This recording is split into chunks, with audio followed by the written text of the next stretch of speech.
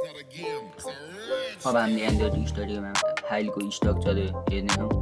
सबभन्दा सुरुमा त हाम्रो मेनिफेस्ट फाइल रहेको छ, एन्ड्रोइड मेनिफेस्ट .xml।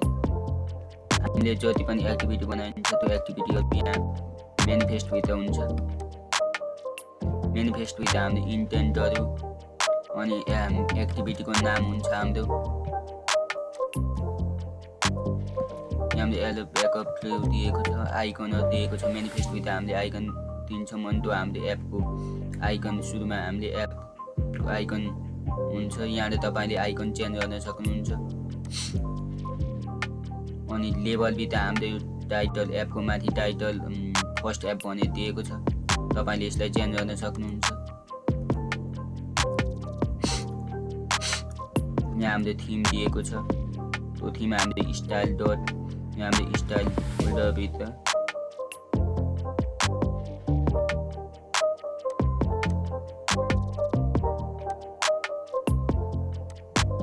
भेल्युजभित्र थिमभित्र हाम्रो यो थिम XML र एउटा लाइट र डार्क थिम रहेको छ।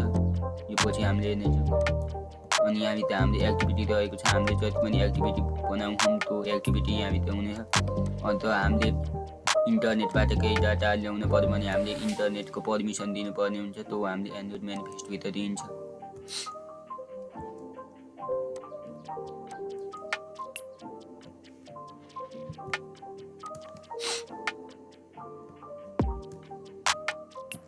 अनि अर्को हाम्रो रहेको छ जाभाभित्र हाम्रो तीनटा प्याकेज बनेको छ, com.example.first एप। अर्को रहेको छ एन्ड्रोइड टेस्ट भनेर। हामीले मेन युज भनेको यो कम फर्स्ट हो। फर्स्ट हामी जति पनि एक्टिभिटी बनाउँछौँ त्यो हाम्रो यो फर्स्ट प्याकेजभित्र बनाउँछौँ। यो दुईवटा एक्टिभिटी हामीलाई अहिले चाहिन्न। हामीले मेन काम गर्ने भनेको हामीले यो फर्स्ट प्याकेजभित्र हो। हामीले जति पनि एक्टिभिटी बनायौँ भने त्यसको लेआउट यहाँ क्रिएट हुन्छ। अनि यहाँ फेरि एक्टिभिटी क्रिएट हुन्छ।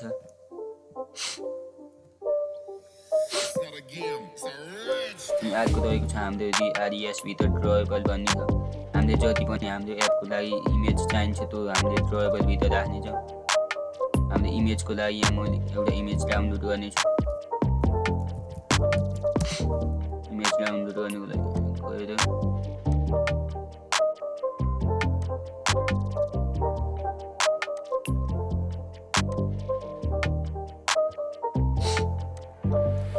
यहाँ गइसकेपछि एउटा इमेज डाउनलोड गर्नु होला।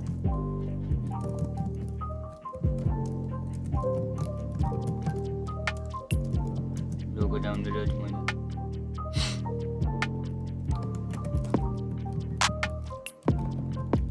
टेक्नोलोजी भने गर्छु।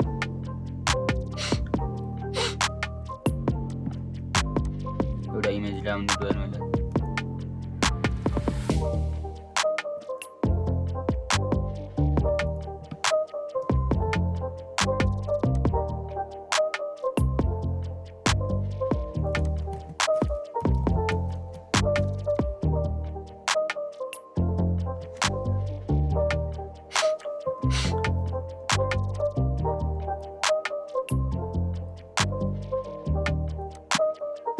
सबैबाट अलि राम्रो मिल्छ।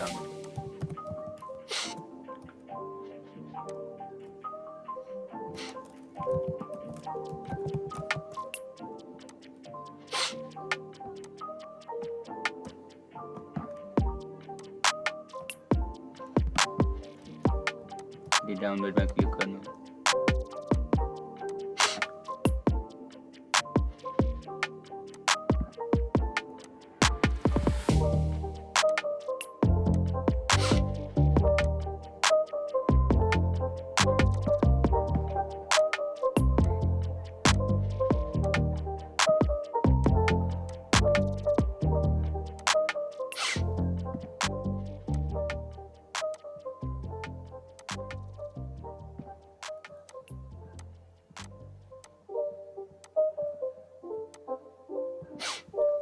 डाउनलोड गर्नु।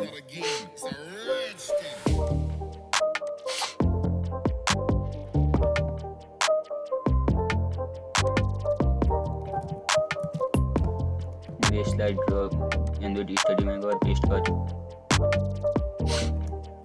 हामीले इमेज.ड्रवेल भित्र राख्छौँ। यहाँ राइट क्लिक गरेर पनि गर्न सक्नुहुन्छ, पेस्ट अथवा कन्ट्रोल भी गरेर पनि गर्न सक्नुहुन्छ। हामीले ड्रवेल भित्र राख्नेछौँ, ओके गर्नु। अनि इमेज हाम्रो क्यापिटलमा स्मलमा दिनु होला सबै। हाम्रो इमेज यहाँ आएको छ। अब हामीले इमेज राख्नको लागि इमेजलाई ड्र्याग एन्ड ड्रप गर्न पनि सक्नुहुन्छ। अनि यो हाम्रो इमेज डाउनलोड गर्यो। हाम्रो इमेज यहाँ आएको छ। हामीले कन्स्ट्यान्ट गर्नुपर्ने हुन्छ साइडबाट।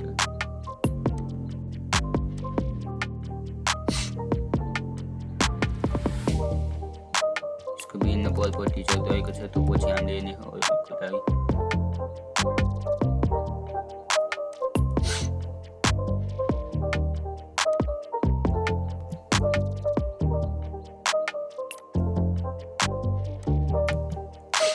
xy आएको छ।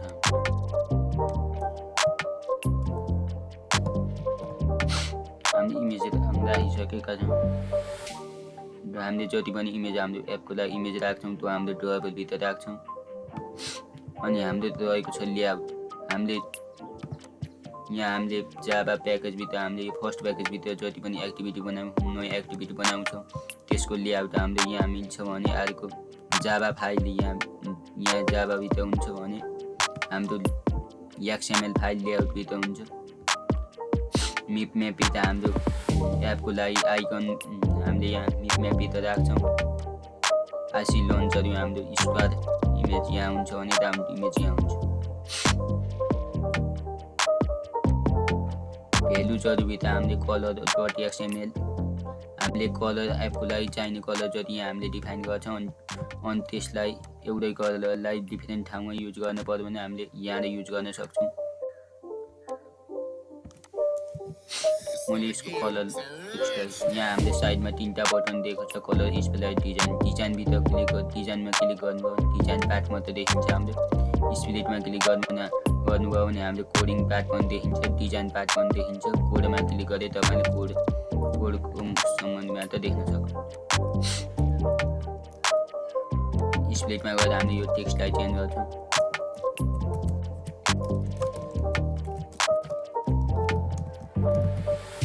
टेक्निकल क्रिस लेख्ने हामीले यहाँ टेक्निकल क्रिस आएको छ। तपाईँले कलर दिन पर्ने टेक्स्ट कलर यहाँ गर्न सक्नुहुन्छ। अनि हाम्रो कलर यहाँ त डिफाइन भएको यो पर्पल कलरलाई युज गर्नुपर्ने हामीले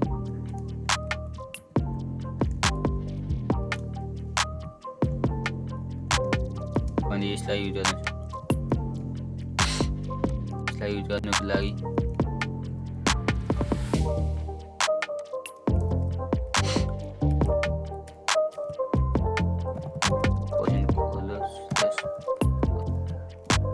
बित्तिकै हामीले यहाँ पर्पल कलर आएको छ। टेक्स्ट स्टाइल बोर्ड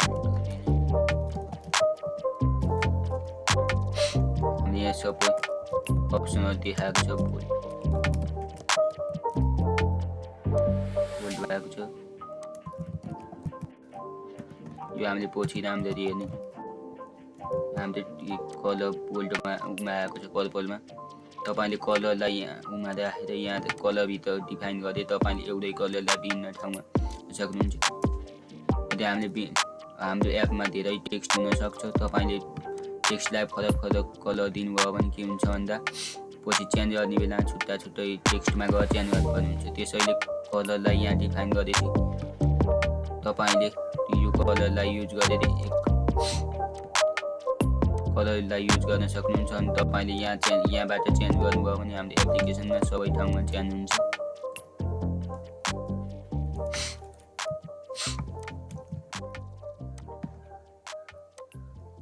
अनि हाम्रो स्ट्रिङभित्र हामीले जति पनि हाम्रो एपको लागि चाहिन्छ स्ट्रिङ त्यो हामीले यहाँभित्र राख्नेछौँ। मैले यो टेक्निकल क्रिसलाई यहाँ डिफाइन गर्छु एपको नाम।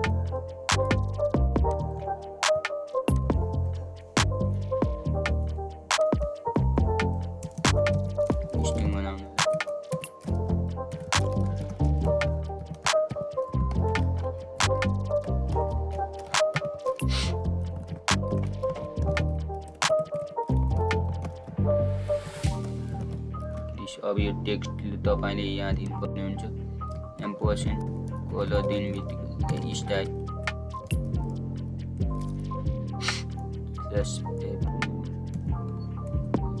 टेक्स्ट दिनुभयो भने हामीले टेक्स्ट यहाँ टेक्निकल ग्रेस आउँ अब हामीले तपाईले यो स्ट्रिङलाई यहाँ अर्को टेक्निकल ग्रेस लेख्ने बित्तिकै हामीले यता पनि चेन्ज हुन्छ हामीले यहाँ पनि टेक्निकल ग्रेस आएको छ तपाईले यहीँबाट चेन्ज गर्न सक्नुहुन्छ अनि त्यो यो स्ट्रिङ जहाँ जहाँ युज भएको त्यो सबै ठाउँ चेन्ज हुन्छ अनि हाम्रो थिम रहेको छ तपाईले एपको लागि थिमहरु यहाँबाट चेन्ज गर्न सक्नुहुन्छ टुल बार हटाउन पर्यो भने यहाँबाट हटाउन सक्नुहुन्छ नाइट लाइट बनाउनु पर्यो भने यहाँ गर्न सक्नुहुन्छ अनि हाम्रो अर्को रहेछ XML यो त्यति तपाईहरुलाई चाहिन्न ग्रेडल स्क्रिप्ट भित्र हाम्रो दुईटा फाइल रहेको छ build.gradle र build.gradle यो हाम्रो मोडुल भित्र हामीले कुनै पनि थर्ड पार्टी लाइब्रेरीहरु हामीले युज गर्न पर्यो हाम्रो एपमा युज गर्न पर्यो भने तपाईले यहाँ डिपेन्डेन्सी एड गरेर युज गर्न सक्नुहुन्छ